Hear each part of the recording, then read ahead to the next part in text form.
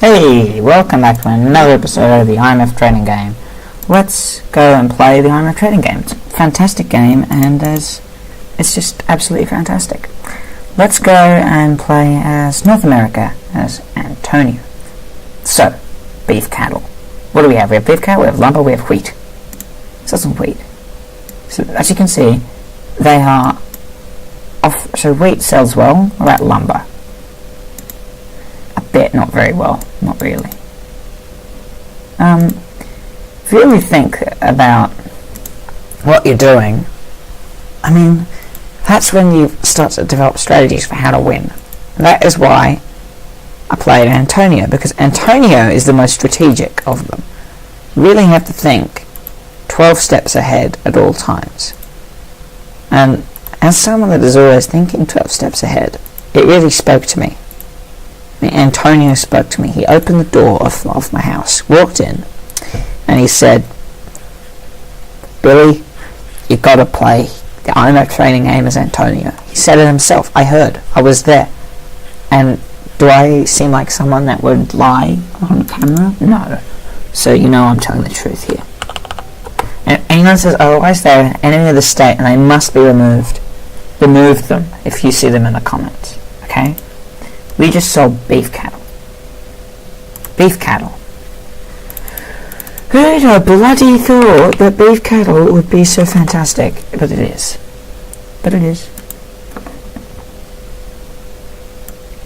Sell some beef cattle again, because we have so much of it. So, what we're going to do is we're going to sell beef cattle when it's okay or here. We're going to sell wheat when it's above there, and we're not going to sell anything below there. We'll sell lumber when it's like here. Actually, yeah, when it's one below, we'll sell lumber. See, strategic thinking.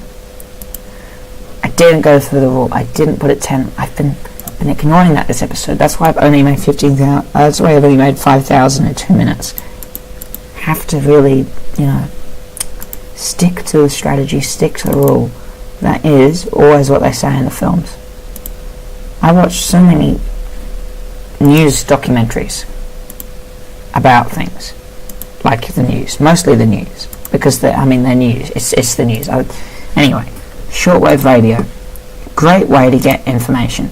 Just last week, I was listening to it. In fact, just yesterday, I was listening to it, and it was on Radio China International English broadcast. And Radio China International English broadcast, it was saying it had the Beijing Hour, which is their English program, and the motto of the Beijing Hour is your window to China and the world. Here's the thing, I don't live in China. I already see the world outside China. But I do need to see into China, and the only way to do that is with the Beijing Hour. I'm biased, except for the massive communist bias that they have. They are communists. They're Chinese Communist Party funded. But that's just how you know the information is correct. It's backed by such a big organisation. I finished my tea. It's backed by the man himself, Xi Jinping. Who doesn't trust Xi Jinping? Would you trust Winnie the Pooh? I would. If someone walking down the street, a bit confused, but they might just think, well, everyone has to go and get some sugar from the shops every now and then. So that's probably what he's doing. And but anyway, yeah. So Xi Jinping, trustworthy guy, and that's how you know that the Beijing Hour's information is always correct. Also, because I can't get American, BBC reception here, British Broadcasting Corporation's worldwide service is non-existent here, and the shortwave broadcast for it's all the way in Singapore, and it really doesn't. It's pretty bad. I get better signals from Kuwait and Greece than I do from Singapore. Do not know why. I'm sure there's a perfectly reasonable explanation, but it does annoy me. As a result of that fact, I can't really listen to it, and it's like a good radio station. Genuinely, it's a good radio station, but at the same time, I can't really hear it very much. It's like, excuse me, excuse me. It's just outrageous sometimes. But every now and then it just really makes you think, like, come on man, why did you discontinue your Australian services? British Broadcasting Corporation, I am very angry at you for this. This is an injustice to the people of Australia and the world. Also, another thing, like, yeah, so there's a radio station from Greece, and they play music, and they're probably the best radio station on the entirety of shortwave radio. But at the same time, when I connect my radio to the other, and if I connect my antenna to the other bit of the radio, to the other antenna thing, the amount of interference from other stations I get is absolutely insane. And I'm assuming, actually, I haven't quite figured out a reason for that yet, because I don't know, I could probably should, but like, it's pretty clear. I can hear them all. It's just, and I'm sure it's a sensible reason. Anyway, though, antennas, great pieces of equipment, absolutely brilliant. I have a pretty terrible antenna. It's a long wire antenna. That being said, I mean, I'm looking into getting a dipole antenna, or putting together one, really. For shortwave listening, it might be a little bit overkill, but I have room for it, and like, I do like listening to the radio. It's quite good. Look at that. Look at that sale. 3,500. Brilliant. Absolutely brilliant. Again, I did it again. I forgot to use the rule. So just 10 times as much. Every time. I always forget this. Look, we might run out of stuff before the video ends at this point. We're just being so efficient.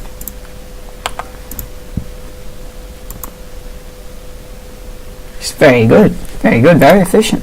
At the moment, I'm not complaining at all. It's great. Bloody brilliant. Absolutely brilliant. Yeah, honestly, every now and then you just see something and you just think, wow, what a bastard. Who would have made that? An example of this would be, you're watching TV. Turn on the TV. What do you see? I see pictures. What pictures of what? Notre Dame burning down, for example, a couple of weeks ago now. Who did this? Why is it burnt down? Was it someone with a match? If it was on purpose, then was it? Really? Do we know that? Who knows? Not me. People investigating that know. I don't. It's a very sensitive issue there. Look, already 40,000. Doing very well. I can only sell one more of each thing. 40,000 already, and only in 8 minutes. To be honest, though, like, considering that this is our last one, that we only have this much left, it's not ideal, but look at that. Look at that.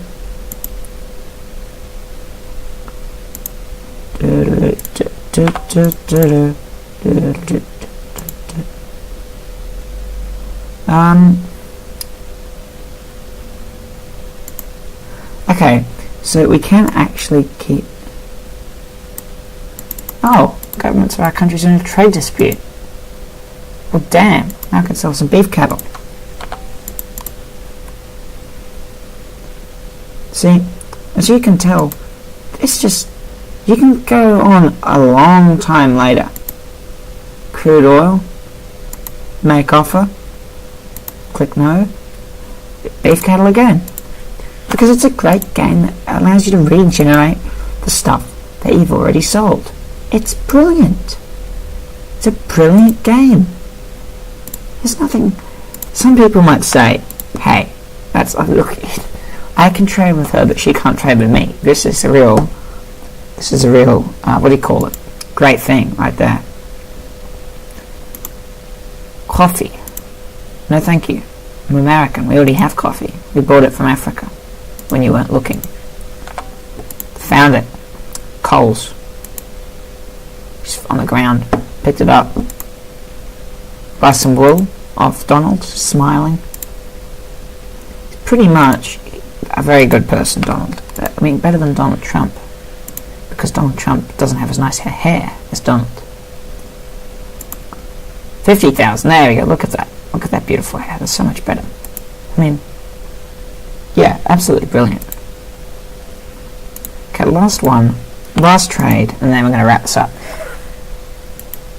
Okay, finished with 51,352 United States dollars. Not as much as Guillermo. Guillermo? I don't know, that South American guy. He finished with like 70,000. Actually really good. 50,000 with Anthony. Not too bad, could be better.